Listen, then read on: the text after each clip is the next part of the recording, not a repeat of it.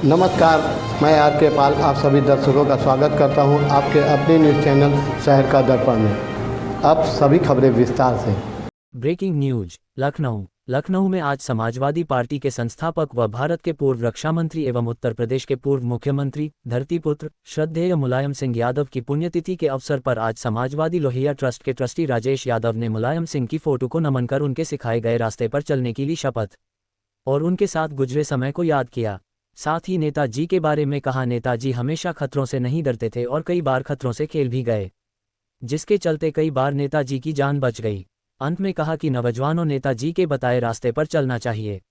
आइए देखते हैं एक रिपोर्ट। धरतीपुत्र मुलायम सिंह यादव जी धरती से जुड़े हुए ऐसे व्यक्ति का नाम है जो सदियों में एक बार पैदा होता है।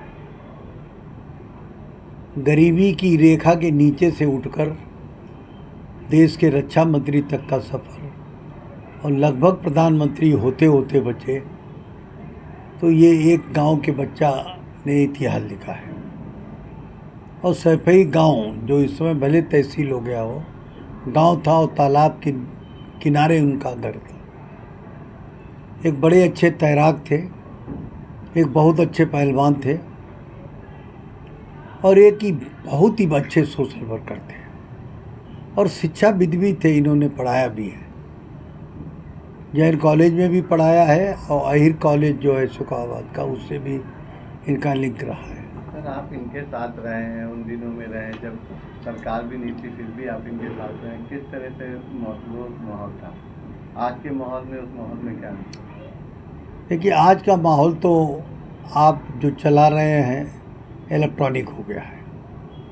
तब टेलीफोन हुआ करते थे घंटी वाले। हम लोग इतने बुजुर्ग नहीं हैं, लेकिन हमारे समय वो बंद हुए हैं। और बल्कि पीसीओ थे, उनसे लोग बात किया करते थे। मैं जब इंजीनियरिंग कर रहा था तो बेंगलोर से इंजीनियरिंग किए तो वहाँ से नंबर लग के पीसीओ का नंबर आता था। और मुझे खुशी है कि माननीय अखिलेश यादव के पिताजी नेताजी ने जो कर दिया है, जो इतिहास लिख दिया है, वो कोई नहीं कर सकता। एक तरफ वो गांव की बात करते थे, दूसरी तरफ बम्बई जैसे महानगर में भी उनके लोग चुनाव जीते। अब वो आसिम आजमी जीते, एक विधायक और है। आज की डेट में भी वैसे तो 6-6, 7-7 विधायक और 20-20, 22-22 सभासद बम्बई कॉरपोरेशन में हुए। और बम्बई की फिल्म नगरी को यहाँ जोड़ने का काम माननीय मुलायम सिंह यादव जी ने किया। चाहे संजय दत्त जी हो और चाहे रामपुर की सांसद हो जयप्रदा जी और तमाम ऐसे लोग। एक आदमी इस समय दिल्ली का मेंबर ऑफ पार्लियामेंट है, वो भी शुरुआत उन्होंने तिवारी जी ने इसी पार्टी से की थी। सर, वो कोई ऐसा लम्हा जो आज तक आप मुलायम सिंह के साथ रहे हैं, वो याद हो हमेशा, कुछ ऐसे पल? मुलायम सिंह जी के साथ बड़े अच्छे भी पल हैं और बड़े ख़तरनाक पल है। पहले ख़तरनाक पल से याद करता हूँ। मैं सैफई से गांव का दौरा करते करते एक वहाँ बम्बा है, वहाँ पर पहुँच गया। हम माननीय शिवपाल सिंह और अखिलेश यादव जी छोटे थे, बहुत छोटे थे, और माननीय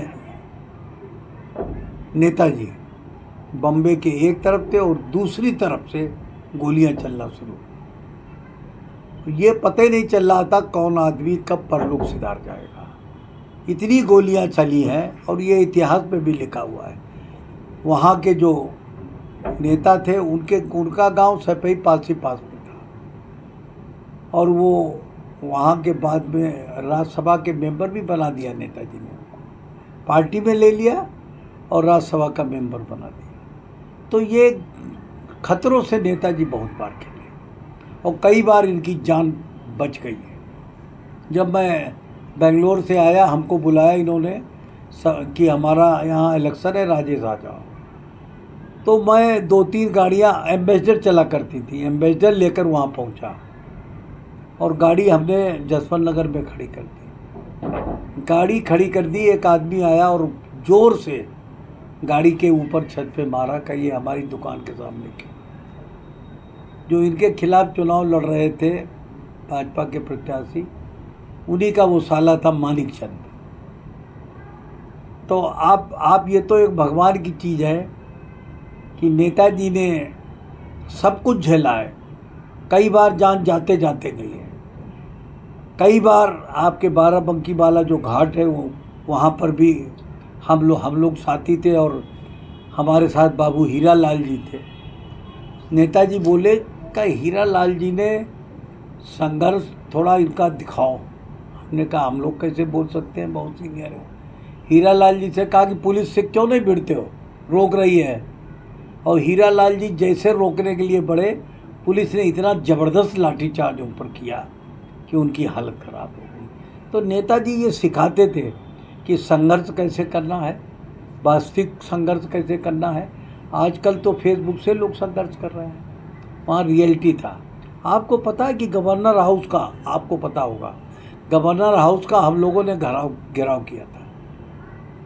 और गवर्नर हाउस के गेट से जैसे आगे बढ़े तो हजरतगंज का चौराहा है। हजरतगंज के चौराहे पे इतना बड़ा लाठीचार्ज हुआ, लहू लुहान हो गए। उस वक्त मैं लाल सेना का अध्यक्ष था, लोहिया बाहिनी का। तो ये तमाम दुख सुख के हैं और अच्छा भी काम किया है ना। इन्होंने हमको बैकवर्ड कमीशन में बनाया। बैकवर्ड कमीशन के बाद मैंने खंडपीठ बुलाई, 5 मेंबर थे, 3 लोगों की खंडपीठ बुलाई और मैंने 25,000 लोगों को, गरीब, पिछड़े, दलित, इन सबको एक कहा कि 3 दिन में इनको नौकरी में रखा जाए और कमीशन को यहाँ पर सूचित किया जाए।